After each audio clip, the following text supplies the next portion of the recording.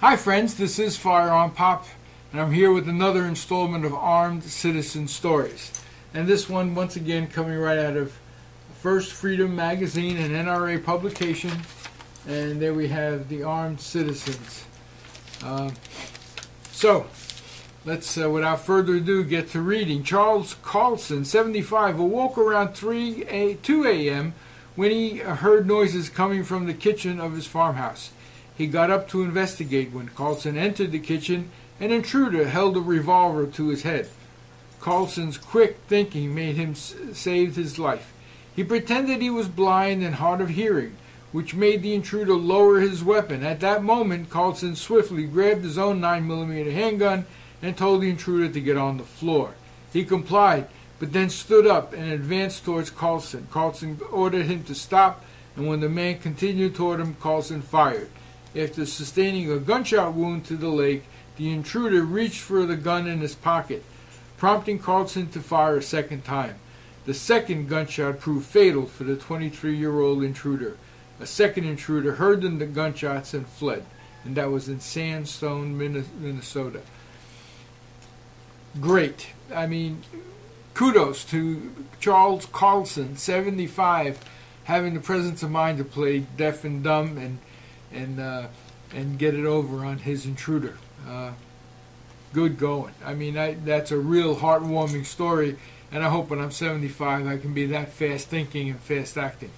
So let's move right on. Of course, the young whippersnapper that I am, I'll never get there. Anyway, a couple woke to the sound of a man screaming in their backyard around 3:15 a.m. The husband yelled at the man and told him to get off his property, while his wife called 911. The man threatened the couple before a shattered glass door and entered the home where the couple's baby slept. The husband retrieved the firearm and fired, killing the intruder. It was reported that the 22-year-old man had been hallucinating and ranting about zombies at a party just hours before, and that happened in Yorba Linda, California. First off, Yorba Linda, California. You got zombies there, and this guy wasn't hallucinating. They were all over the place, and kudos to the guy for getting rid of the guy who's seeing zombies. Anyway, how do you respond to these? It's just incredible. Kirk's Corner, a local convenience store, was open around 2 p.m. when two men wearing masks entered. They held the store clerk at gunpoint and demanded money, cigarettes, and lottery tickets. Meanwhile, a man exiting a nearby apartment building saw the robbery taking place. He quickly drew his concealed firearm and ordered the robbers to stop as they made their way outside. They turned their guns on the concerned citizen, prompting him to fire his gun. Both robbers sustained fatal gunshot wounds to the chest. No other injuries were reported, and that happened in Reading, Pennsylvania. Tariq Bell and his 13-year-old daughter had just left a music store when they were approached by a 40-year-old stranger. The man had just robbed someone at a nearby hotel and was being pursued by police. The fugitive grabbed Bell from behind, jumped into the driver's seat of his vehicle, and demanded the keys. With his daughter already in the back seat of the vehicle, Bell acted quickly. He drew his firearm and ordered the man to get out of his vehicle. When the fugitive saw Bell's gun, he fled. It was reported that he then tried to carjack another victim who sped away. He was, however, suspected of carjacking a third victim and led the police on a high-speed chase. He was ultimately apprehended and faces charges, including armed robbery, carjacking, kidnapping, and aggravated assault on a police officer. Neither Bell nor his daughter were injured during the incident that happened in Snellville, Georgia.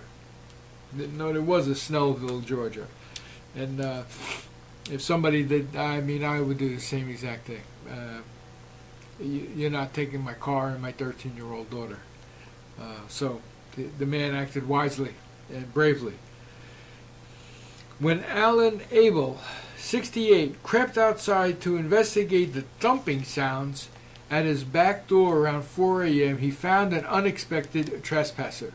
After quickly grabbing a flashlight and his .357 Magnum pistol, Abel opened the door to his back porch and was met with an angry 200-pound, 6-foot alligator. The animal sprang toward Abel, he said. I was crouched down and looking around when he hit me hard enough to knock me into the planter. The next thing I knew, he's coming at me with his jaws open. Abel pulled the trigger just in time as the alligator was about inches away. Abel said he regrets having to kill the alligator, but was glad that his gun was with him. Abel suffered only a minor bruise during the attack, and that happened in Dunellion, Florida. Dunellion, Florida. Don't know where that is either. This is the Tampa Bay Times, so I assume it was somewhere in the Tampa area. So, you carry a weapon not just for two-legged threats, but four-legged threats. And a 200-pound alligator is a four-legged threat, especially when he's coming at you with his mouth open. Anyway, police found 32-year-old Nathan Ford in the street outside of his own home. He suffered multiple gunshot wounds after defending himself from an armed intruder. The intruder's wounds proved fatal. His body was found inside the home. It was last reported that Ford is expected to recover from his injuries, and that was in Greensboro, North Carolina. Boy, the story doesn't give you much details. 32-year-old Nathan, he was in the street outside of his own home. He suffered multiple gunshot wounds after defending himself from an armed intruder. The intruder's wounds proved fatal, so he must have shot the intruder. Like I said, it's a real short article, so it doesn't give you much detail. A man driving with his vehicle's windows down was stopped at a red light when he was approached by another man he did not know. The stranger pulled out a handgun, pointed it at the driver, and demanded that he get out of the vehicle. Instead, the driver refused to pull out and pulled out his own registered firearm. After being confronted with the gun, the would-be robber fled the scene on foot. That was in West Palm Beach, Florida.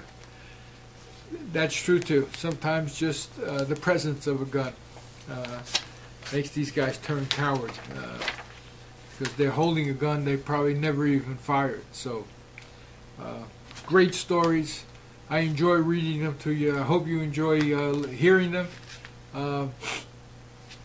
Citizens acting the way they're supposed to be acting and defending themselves with their God-given right to do so. Not a state-given right, a God-given right. Anyway, this is FirearmPop. You be safe out there, and God bless. And I'll be seeing you soon. Bye now.